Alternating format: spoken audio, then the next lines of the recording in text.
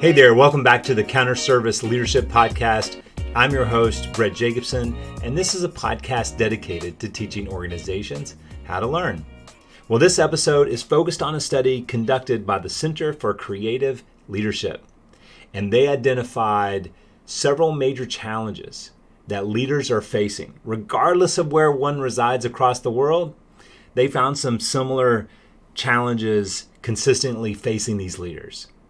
And so we're going to take the next several weeks at the Counter Service Leadership Podcast, and we're going to break them down. And we're going to discuss this across the counter, and hopefully this will be helpful to you, or you can certainly add to the conversation with your expertise in the marketplace that will help us out. So the 6 areas that they actually identified that leaders are consistently, these are the challenges that leaders are facing across the world. They deal with number 1, developing managerial effectiveness. Number 2, inspiring others. Number 3, developing employees. Number 4, leading a team. Number 5, guiding change. And number 6, managing internal stakeholders and politics. Now, while some of them seem fairly familiar and fairly foundational to leadership, certainly emerging after the past 2 years amongst the global pandemic, and as we come out of that, these foundational skills are going to become even more important from a leadership perspective. So as I said, we're going to take the next several weeks to kind of break these down a little bit and discuss them right here on the Counter Service Leadership Podcast. And in their own words, from leaders across the globe, these are the most significant challenges that they face, regardless of the 7 different locations across the globe that they surveyed during this study. So let's break down maybe the first common challenge identified by the Center for Creative Leadership. And this is around developing managerial effectiveness. Now, according to the Center for Creative Leadership, they believe that this reflects the challenge of leaders to have a range, and using their words, a range of very specific skills, such as prioritization, time management, and decision making. They go on to note that this has certainly been an issue over decades, but it seems to be something that's very prevalent across the globe and a challenge that leaders are facing. On one level, when you talk about developing managerial effectiveness, to some degree, again, you would say this is a very basic foundational leadership skill. But the world has certainly become more complex. Technology has accelerated, and there's just a lot going on within each of our organizations, whether they be small or maybe as bureaucratic as some of our Fortune 50 companies out there that exist today. So I think there are several ways in which I'd kind of like to break this down around developing managerial effectiveness when it comes to prioritization, time management, and decision making. I think I want to break it down maybe into 3 areas. I think we could talk about them in many different ways, but in our time together today, I'm just going to focus on 3 particular areas, try to give a few examples and maybe some tools connected with it. So the first area I would talk about how to develop managerial effectiveness, or in what leaders can do in order to do that. I think we need to go back and just do some auditing and some re-editing around some of our terms. But the first area that I'd really like to focus on is the clarity of one's role.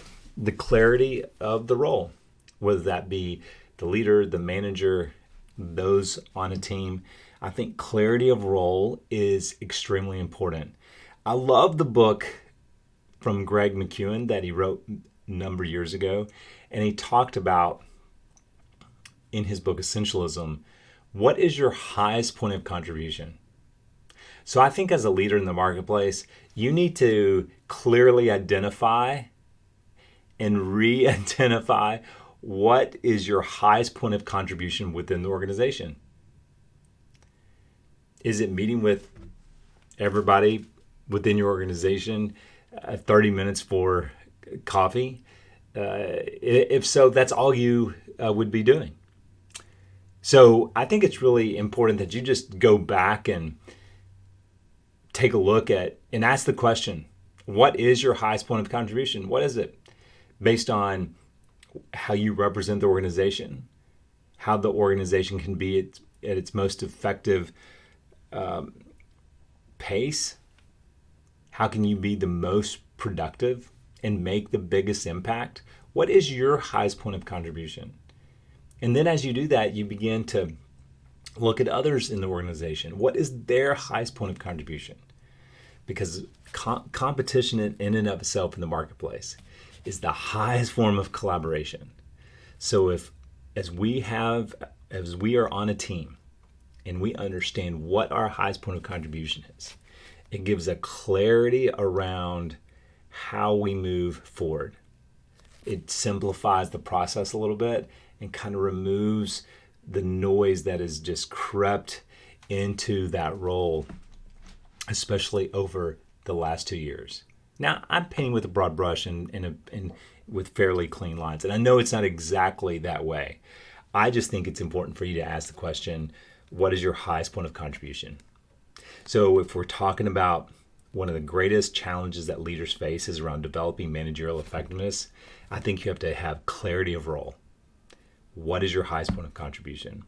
The second thing is clarity of responsibility.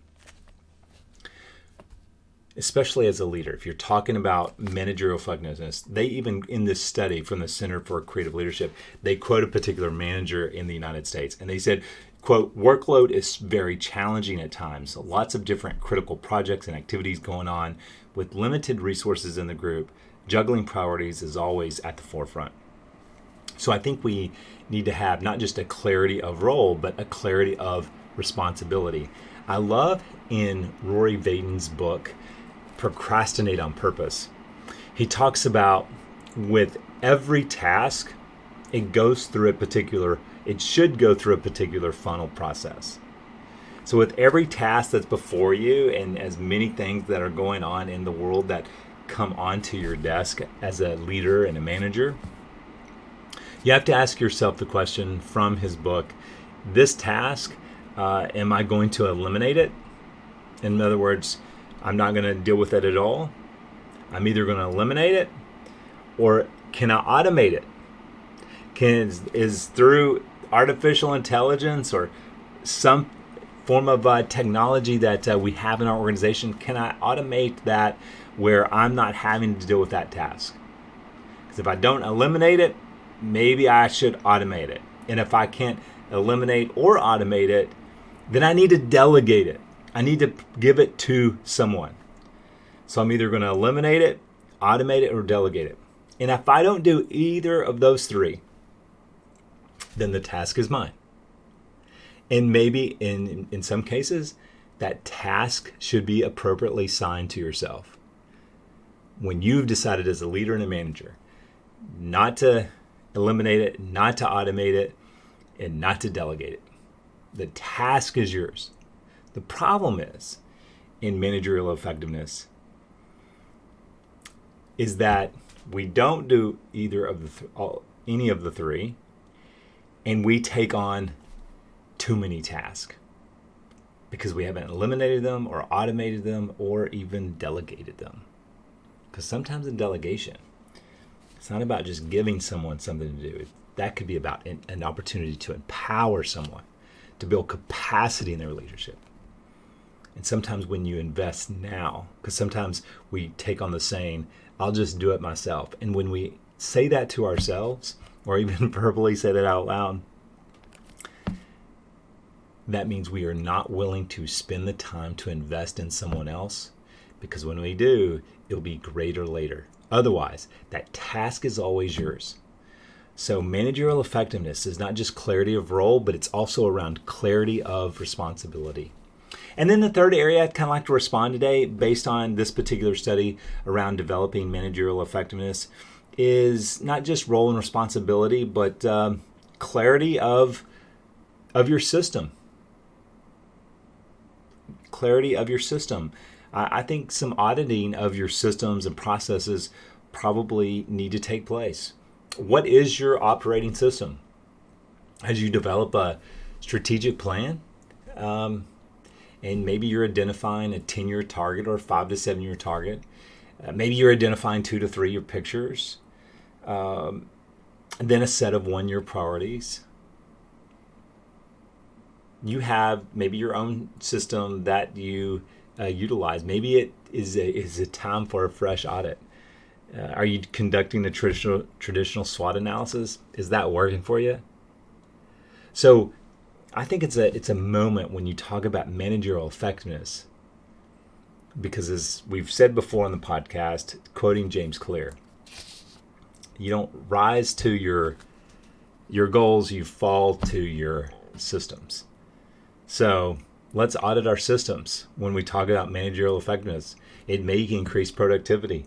It may create some efficiency. It may just change the trajectory of your organization. So I think you need to take a look at your operating system that you're using as a way to move through key priorities that you have on an annual basis that fold up and have an impact over the next 2 to 3 years within your company, and then that fold up into 5 to 10-year targets that you're trying to reach around sustainability and true impact for your organization. I think another system that you want to take a look at and ask the question around and really go back through and edit and re-edit and iterate again is around your process accountability chart, where you're identifying 4 to maybe 9 key processes that drive your business. I think Vern Harnish in his book Scaling Up has a great outlook when it comes to a process accountability chart. So what are those 4 to 9 key processes that are driving your business? And if you already do this, that's great. I think you should go and revisit them again, because if managerial effectiveness is a common challenge for leaders and managers today, especially coming out of COVID and the complexity of all that's going on and so much to juggle, then I think let's go back and revisit that process accountability chart, those processes that drive business. And if you haven't done that before, well, what an amazing opportunity to start fresh and begin to identify those processes that drive your business and the accountability associated with it. So I think if you focus on clarity of role and clarity of responsibility and this idea of auditing your systems, I don't know, I think you're going to be in a better position to face that challenge of managerial effectiveness. Well, tell me what you're hearing, you're seeing, you're feeling out there in the marketplace. Please share it across the counter. Please respond to this particular challenge that leaders are facing. We're going to break some more down in the coming weeks, and I really look forward to it on discussing it with you on the Counter Service Leadership Podcast. Thanks for joining me. Take care.